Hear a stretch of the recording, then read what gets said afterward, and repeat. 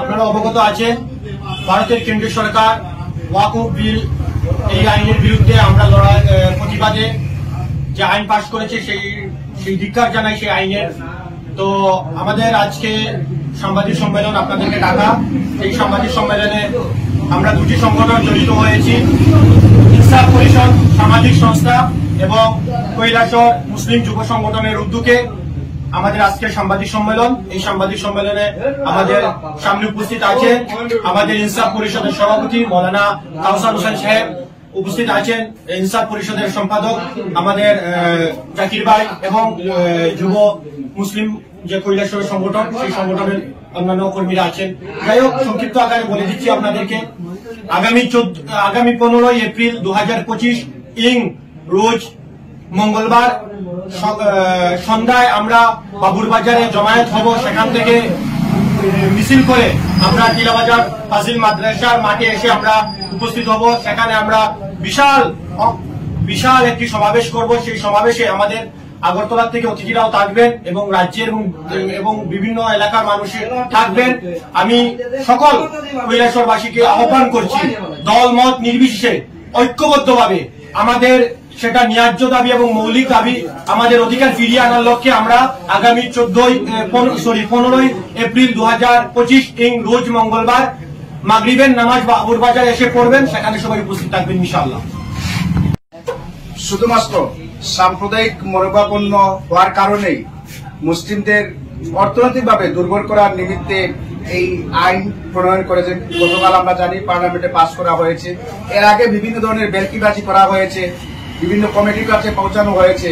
কোনো কমিটির রিপোর্ট বা এত আন্দোলন দেশে কোনো কিছুই পরোয়া না করে গতকাল এটা পার্লামেন্টে পাস করা হয়েছে। অত্যন্ত দুঃখজনক এবং আমরা as a Indian secular person হিসাবে আমি এটা নিন্দা করছি। আমি যে মুসলিম সেই হিসাবে নয়, একতরফা ভাবে নিজের ক্ষমতার জুড়ে এই আইনটি তারা পাস করেছে। কালকে তার নিন্দা আমরা করছি ইনসাফ পরিষদের পক্ষ থেকে। এখানে আরেকটা সংগঠন রয়েছে, এরই কৈলাসহর মুসলিম যুব সমাজ।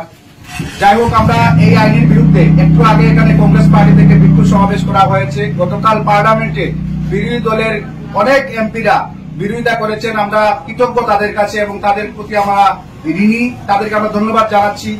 আগামী 15 এপ্রিল রোজ মঙ্গলবার আমরা স্থানীয় বাউরবাজার থেকে টিলাবাজার অব্দি একটা বিক্ষোভ মিছিলের আয়োজন করেছি এবং টিলাবাজারে ত্রিপুরা রাজ্যের বিভিন্ন নেতৃস্থানীয় ব্যক্তিত্বগণ উপস্থিত থাকবেন। একটা বিক্ষোভ সমাবেশ হবে। আমরা আন্দোলন চালিয়ে যাব। গতকাল আমরা দেখেছি মুসলিম পার্সোনাল ল বোর্ড থেকে ঘোষণা করা হয়েছে সারা দেশের কোনায় কোনায় আন্দোলন ছড়িয়ে পড়বে বা আন্দোলন করা হবে যতক্ষণ পর্যন্ত না এই কালো আইন বাতিল করা হচ্ছে, ততক্ষণ পর্যন্ত ভারতবর্ষের সেকুলার যারা আছেন এবং এই মুসলিম সমাজের প্রত্যেকেই আন্দোলনে ঝাঁপিয়ে পড়ার জন্য আহ্বান করা হয়েছে। আমরাও সেই আহ্বান সাড়া দিয়েছি এবং আমরা চাই যতক্ষণ পর্যন্ত আইন বাতিল করা হচ্ছে ততক্ষণ পর্যন্ত আমরা আন্দোলন করব। প্রয়োজনে রক্ত দেওয়ার প্রয়োজন যদি হয় তাহলে আমরা রক্ত দিতে প্রস্তুত আছি, আমরা প্রস্তুত থাকবো। প্রত্যেকটা মুসলিমদের কাছে আমরা বিনম্রভাবে আহ্বান করছি, আপনারা আগামী 15 তারিখ অবশ্যই এখানে উপস্থিত হবেন। এই ওয়াকফ বিল হয়তো অনেকেই আমরা গ্রামাঞ্চল অনেকেই এখনো জানি না কি হচ্ছে বা কি না হচ্ছে। গতকাল আমি একটা লেকচারে দেখছি একজন আলিম বলেছেন আমাদের নিচ থেকে মাটি ছেড়ে নিয়ে যাওয়া হচ্ছে। মাটি যদি চলে যায় তাহলে মসজিদ যেমন পড়ে যাবে, আপনার ওয়াকফ সম্পদ যেটা মাদ্রাসা হোক বা কবরস্থান তা অটোমেটিক চলে যাবে। সুতরাং আমাদের মসজিদগুলা মাদ্রাসাগুলা ধ্বংস করার জন্য ব্লুপ্রিন্ট তৈরি করেছেন অনেক আগের থেকে।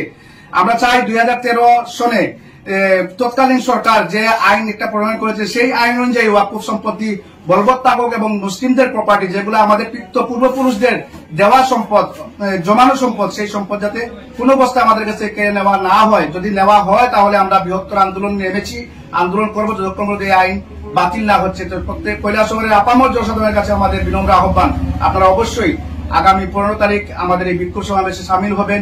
এটা আপনার আমার বা আমি ইনসাফ পরিষদের সেক্রেটারি হিসাবে আহ্বান করি, তার এটা প্রত্যেকটা মুসলিমের প্রয়োজন এবং এটা আমার ব্যক্তিগত সম্পদ মনে করে এই সম্পদকে রক্ষা করার তাগিদে আপনারা অবশ্যই এই সমাবেশে উপস্থিত হবেন। ধন্যবাদ সবাইকে।